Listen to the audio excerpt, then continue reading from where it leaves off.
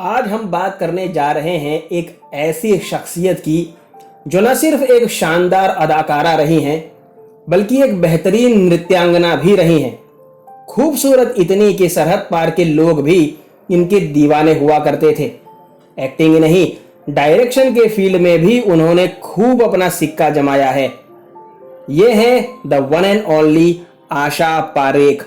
नमस्कार, फिल्मी तराना चैनल के एक और बेहतरीन एपिसोड में आप सभी का स्वागत है। आशा पारेख का जन्म हुआ था 2 अक्टूबर 1942 के दिन मुंबई में। इनकी माता का नाम सलमा उर्फ सुधा पारेख है, जबकि इनके पिता थे बच्चू भाई पारेख। इनके माता पिता ने प्रेम विवाह किया था। माँ बाप की इकलौती और बेहद लाडली आशा पारेख को बचपन से ही डांस का खूब शौक था। वो अक्सर रिकॉर्ड्स पर गाना चलाकर नाचा करती थी। हालांकि बचपन में आशा जी फिल्म एक्ट्रेस नहीं बल्कि डॉक्टर बनना चाहती थी, पर इनकी किस्मत में ही एक्ट्रेस बनना लिखा था, तो इनके हालात भी उस तरह से ढलते जाते थे। किसी दौर के दिग्गज एक्टर्स प्रेमनाथ जी इनके माता पिता के मित्र थे और अक्सर इनके घर आते रहते थे।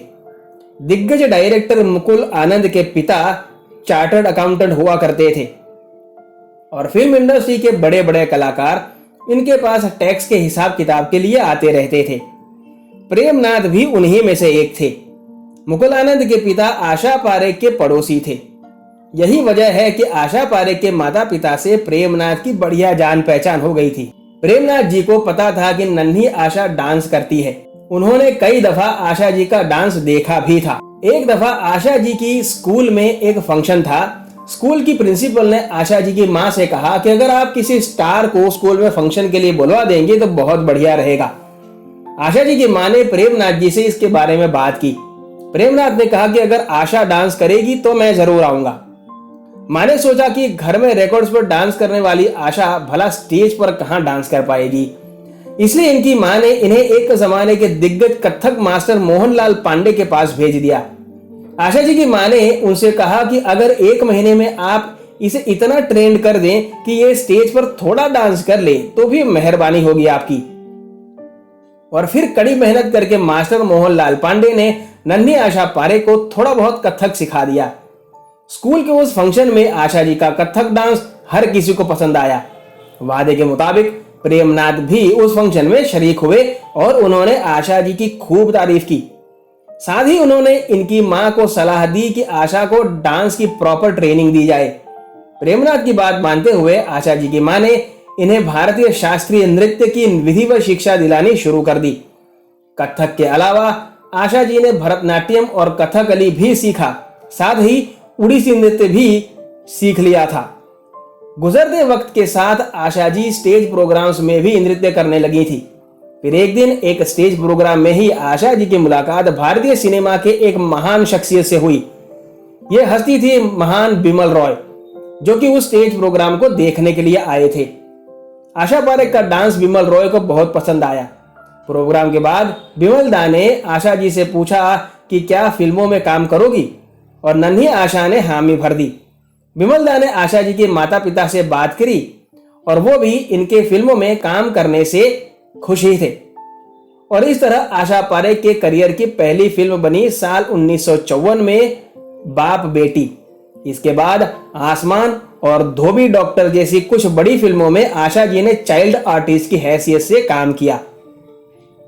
फिर साल 1959 में आई फिल्म दिल दे के देखो में आशा पारेख पहली दफा मेन हीरोइन के तौर पर फिल्मों में नजर आई थी।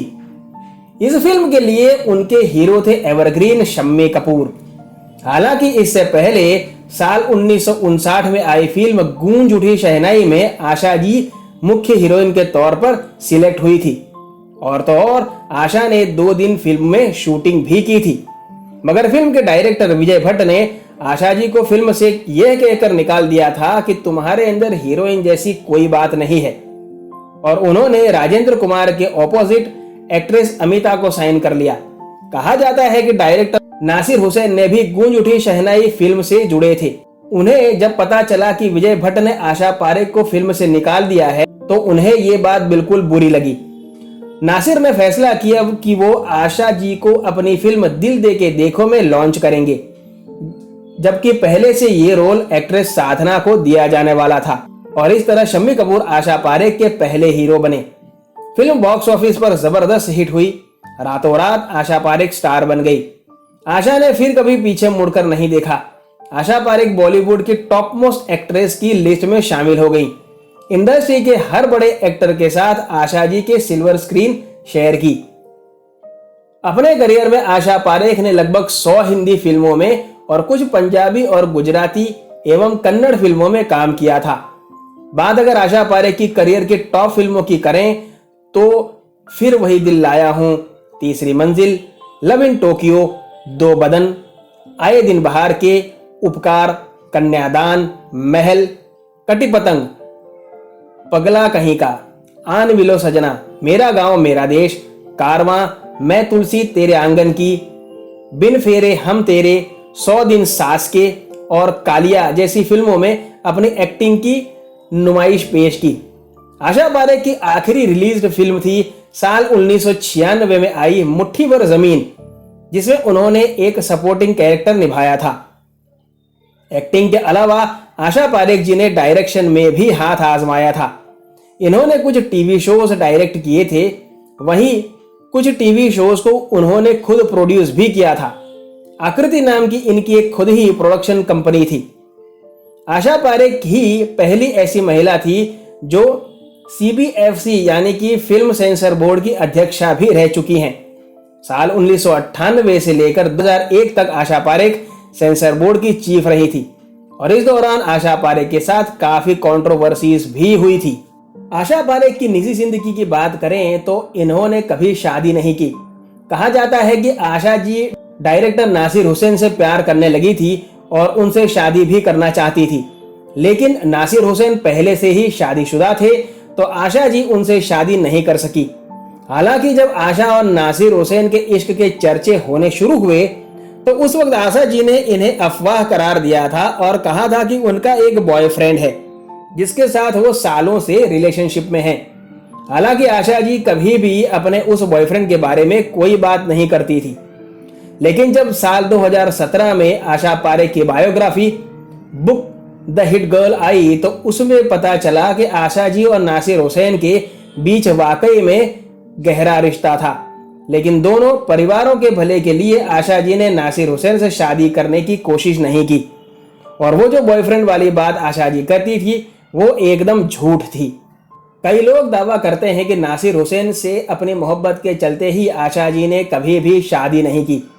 एक वक्त ऐसा भी आया जब आशा पारेख अमेरिका में रहने वाले भारतीय मूल के एक प्रोफेसर से शादी करने वाली थी, लेकिन इत्तेफाक से आशा जी को कहीं से पता चल गया कि जिस शख्स से वो शादी करना चाहती थी उसकी पहले से ही एक गर्लफ्रेंड है।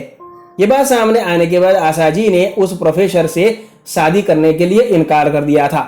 फाइनली उन्होंने ये तय किया कि ये किसी से शादी अब करेंगी ही नहीं।